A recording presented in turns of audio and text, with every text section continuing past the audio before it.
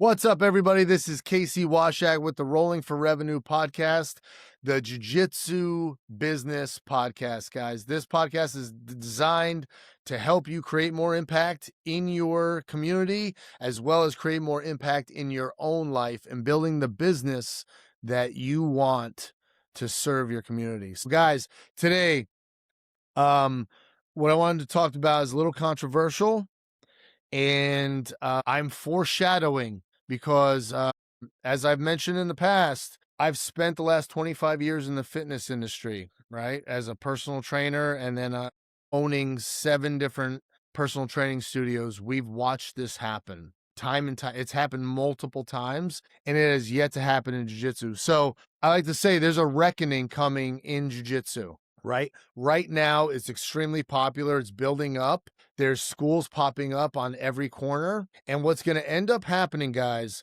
is if you are not completely nurturing your students, you're going to lose them. The days of just teaching techniques and that's it are coming to an end, all right? And what I mean by this is we have to help people create their identity around jiu-jitsu, all right? So let's put this into fitness terms, okay? I, as a trainer, as a personal training studio owner, I can't just talk about workouts, right? I can't just take you through a workout and then think you're going to get the results you want. We all know that working out is only like one spoke in the wheel when it comes to all the things necessary to create change, right? Everybody's coming to you, or they're coming to a gym, they're coming to a jiu-jitsu school. They want an outcome, okay?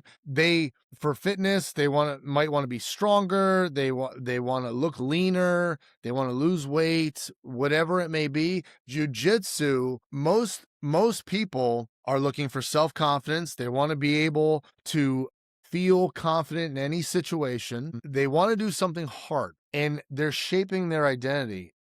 And so what I like to say is this day of reckoning is coming for jiu-jitsu. It's already happening in the fitness industry with Orange Theory and F45 and these guys who for a long time were on top of the world with running these great workouts. But then people leave and they leave the workouts and they feel unfulfilled. For that moment in time, they feel great, but they notice the scale's not moving. They notice their body's not changing. And really, that's what they're there for. They're there for the outcome. They're there for the change. But so many businesses, especially in the fitness business, are so fixated on the workout and making the workout the most fun thing ever and fun and fast paced and lights and all this. So for that brief moment in time, it's a blast. Then they leave and they check the scale and the scale's not moving and they end up leaving. Orange Theory has a 3-month churn rate. What that means is their members stay on average 3 months and that's it. 90 days. That is not a good business model, right? They're a marketing company is really what they are. They're a marketing company that does fitness. And the reason why this is happening is they're not addressing all the other spokes in the wheel that are necessary to create the change. And we realized this early on. Like, I have to talk to you about your food. I have to talk to you about your sleep, your alcohol consumption, all that stuff, as well as your workouts and even the people you're hanging out with. I have to talk to you about all these things in order to help you create the change you want, especially physically. You know, they say if you hang out with 5 bodybuilders, you're going to be the 6th. If you hang out with 5 alcoholics, you're going to be the 6th. So why are the people you hang out with so important? Because you become the average of them. So if I need to address that, how are you going to lose weight if like you hang out with 5 people that don't take their bodies and seriously and health is not one of their concerns? You're going to get pulled down. They're going to pull you down, and that's just how it is. So why am I talking to you about this, especially on a jiu-jitsu podcast? I'm talking to you about this because right now, 9 out of 10 of jiu-jitsu schools teach technique, and they leave their members to navigate this thing on their own. When in reality, we should be the one cultivating the knowledge or being the resource for our students on where to get the knowledge. Look, everyone, by you standing at the front of the mats with your black belt, you're an automatic leader. To your lower belts, they're like, how do I become like that guy? And the weirdest thing is, a lot of us don't tell them how they can become like us. Do you believe that you should eat a certain way before, during, or not during, but before, after class? Do you believe in working out? Do you believe that certain stretches will open up your hips and make you more flexible to do different techniques? Do you get sore, get tired? How do you push through?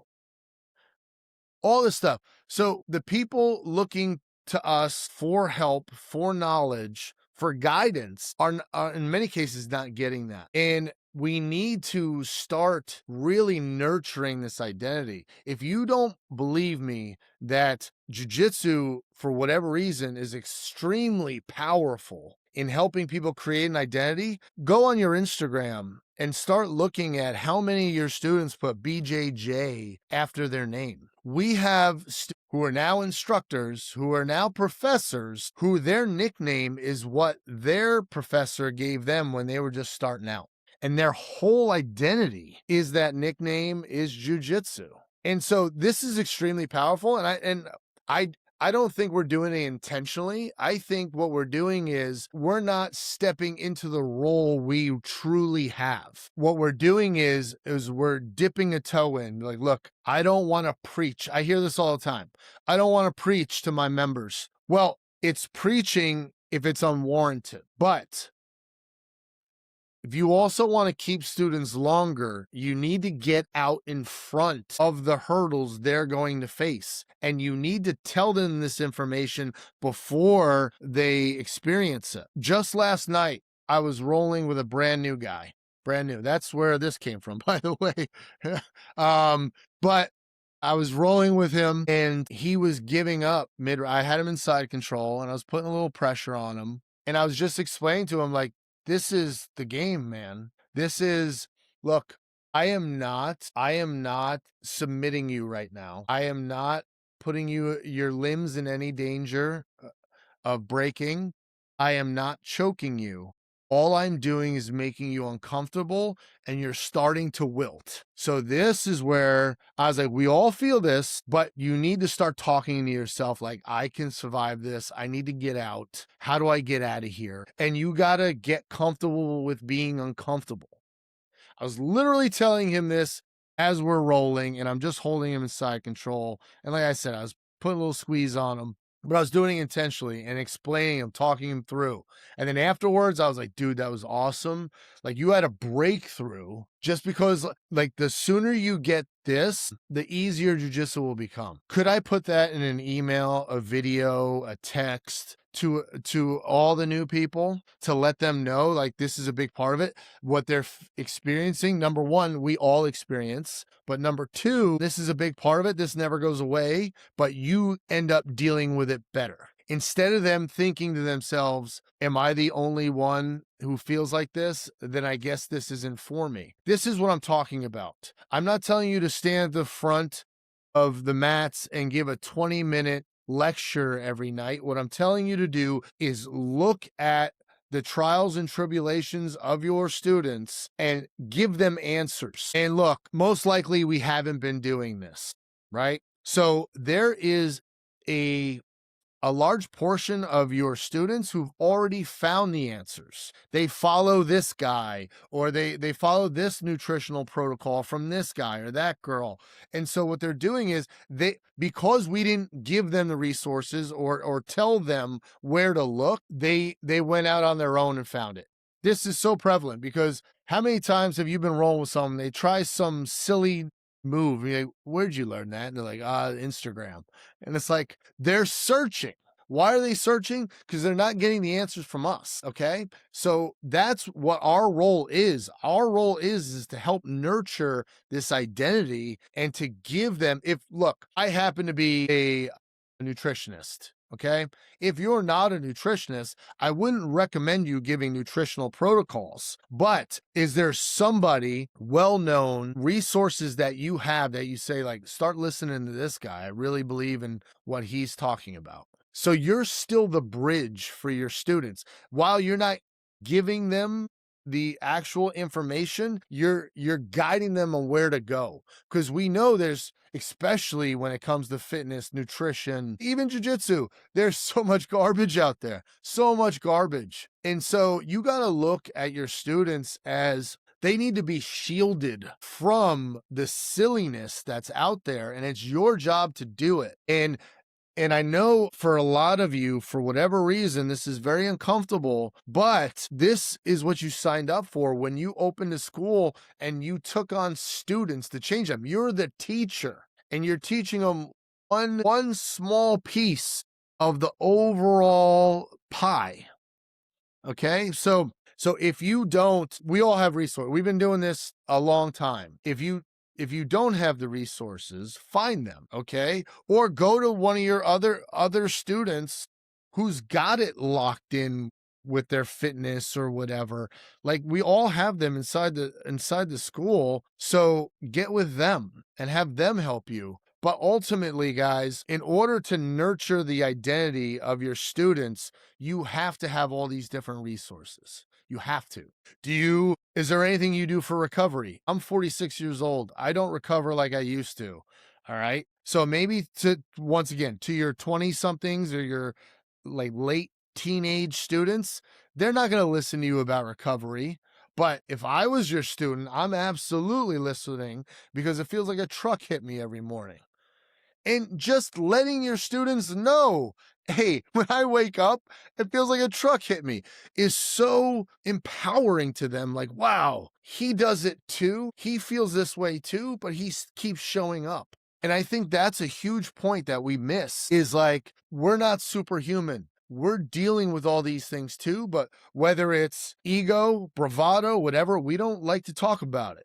But in talking about it, you're gaining the respect of your students, and they're like, this guy knows what I'm going through. He's not superhuman and just, doesn't feel pain, doesn't feel soreness, doesn't have, horrible days on the mats where it feels like nothing's going right. No, he has these things, but he keeps showing up. And that's why he's the black belt at the front of the room.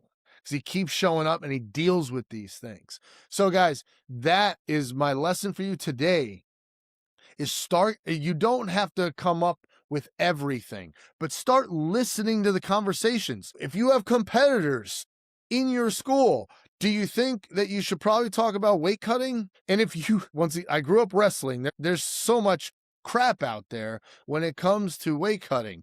Do you believe in a certain protocol? Then you should probably get that out to people who are competing. So there's so many different areas we can be tapping into. And especially, so we're just talking about students in general. What about the kids? Like, we have such an impact we can make on the kids, but if we're just teaching them jiu-jitsu, then we're missing the boat. Jiu-jitsu is life. You can't say that about baseball. You can say that about jiu-jitsu. You're going to be uncomfortable, but things still need to get done. You can't just tap and call it a day. Like, no. Things need to get done, whether you feel like it or not. You're going to be uncomfortable. You need to figure out a workaround around this, whatever situation you're in. There's so many things that translate from jiu-jitsu into real life. So start thinking about these things, guys, because in my opinion, it's not even an opinion. This is going to happen. I promise you. The day there's schools on every corner, like there was in fitness, is the day you're going to have to become more than just a place that teaches techniques. The way Orange Theory is now trying to figure out how to wrap their brand around all these different areas in order to be successful at fitness, which is really, once again, people are not there. Most people hate exercising. That's not why they're there. They're there for the outcome. People don't like braces, but they're wearing them for the outcome. The other one I love is nobody wants a shovel. They want the hole. They want the outcome. So the shovel is a necessary evil to get the hole. Jiu-jitsu The techniques is building the confidence, is building the endurance, is building the resiliency, and that's their shovel. So guys, if you like what I had to say today, please share this with your family and friends who also own schools. Let me help them the way hopefully I'm helping you. And also, get yourselves a copy of Rolling for Revenue, the book. It has all the frameworks. It goes deeper into all these different concepts. rollingforrevenue.com. Take care, guys, and I'll see you on the mats.